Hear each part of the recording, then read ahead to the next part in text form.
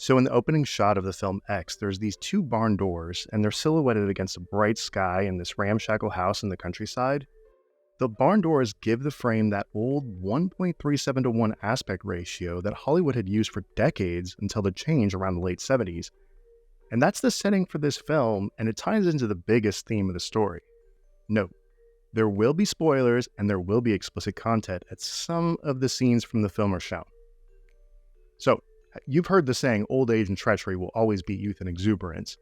Ty West definitely heard that. He decided to make this horror film about it. X centers on this group of young, idyllic filmmakers that set out to shoot this dirty movie in rural Texas in 1979.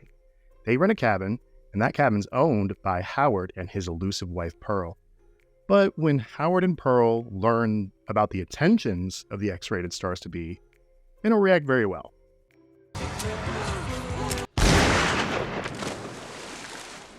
There are so many themes one could take from this film. The homage to classic 70s horror and old-school filmmaking is obvious. There's the price you pay for ambition, the inevitability of age and death, but look closer. Look at the characters, look at the setting. A deeper theme becomes clear. Looking at the characters, first off, we have Maxine, who's played by Mia Goth. Maxine, as a character, is an ambitious young woman, and she knows how hot she is. She wants to be a star, and she wants the world to know her name. The world is going to know her name. Her boyfriend and producer, Wayne, who's portrayed by Martin Henderson, he's all about business, right? Producing this film is his stepping stone into the big leagues. He wants to make money, and he'll try to charm or manipulate anyone he thinks is in his way. One of those people he coerces is Owen Campbell's character, RJ.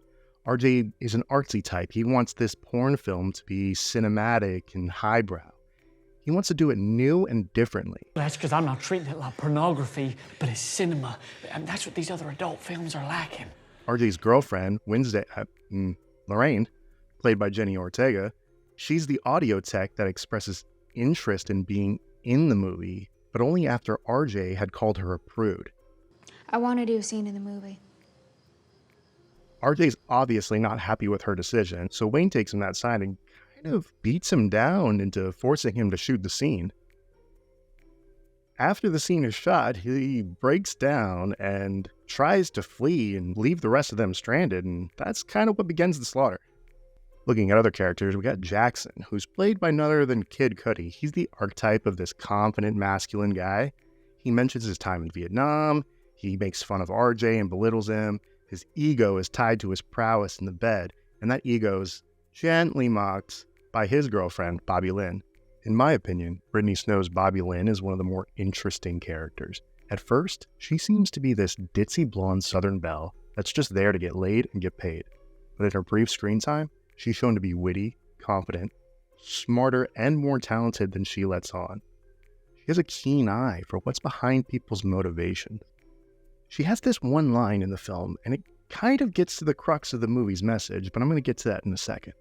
The main focus of the film is on this dichotomy between Maxine and Pearl. They're both wonderfully played by Mia Goth. Pearl has this sick antagonistic fascination with Maxine. You know, Maxine is this special, hot, young thing who has the X factor, and she has the youth, and because of that youth, she still has potential. And it seems to me like Pearl hates that potential.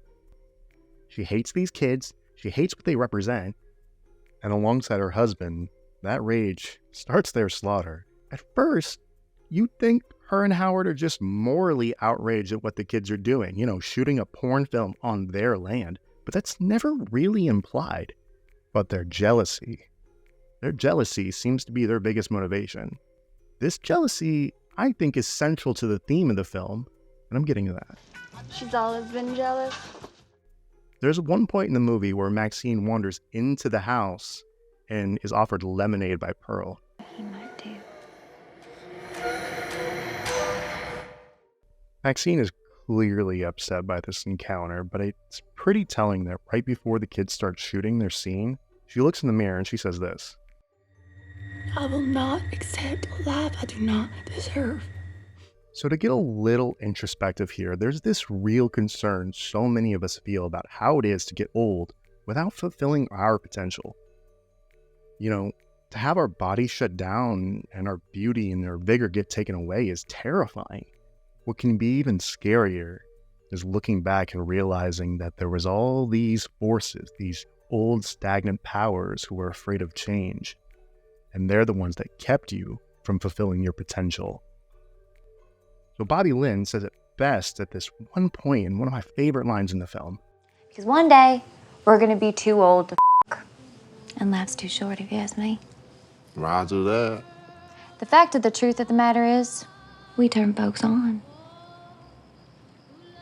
And that scares them. Obviously, this movie's about aging. It's about jealousy and young ambition versus old grit. But here is where you might ask yourself, who is this message for? X is talking to the movie industry itself.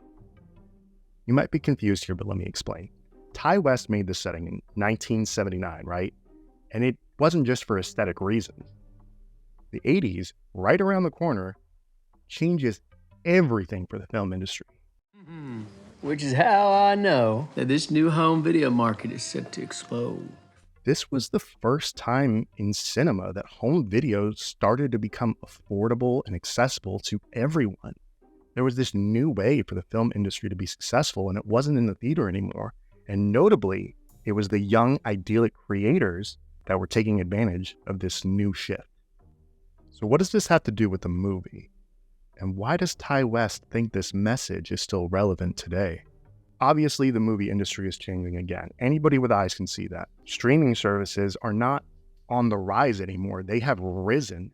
There's record low theater numbers, especially post-COVID, and there's so many skilled filmmakers that are leaving the old school Hollywood movie industry behind, and they turn towards streaming and online platforms. Howard and Pearl represent this old Hollywood envy at the turning tide and the new idyllic creators that tide brings in. Conversely, the junior filmmakers fear the power that is still held by their predecessors. Yeah, they're old and stagnant, but they can still kill goals, they can kill dreams, and they can kill livelihoods. They still have the power. Pearl didn't adapt, and when people came to do what she couldn't take it. Despite Pearl and Howard being at the end of their time, they wanted to take out their rage and jealousy on what they saw as the potential that they could never even fulfill. This concept is kind of punctuated in this little twist about Maxine at the end of the movie, but I'm not going to give that away. Being that this film is the first in a trilogy, I'm not sure if Ty West is going to continue these themes, or if he's going to try to say something else. But I am sure that I'm looking forward to seeing both Pearl and Maxine. Anyway, thank you for watching, and I hope you have a beautiful day.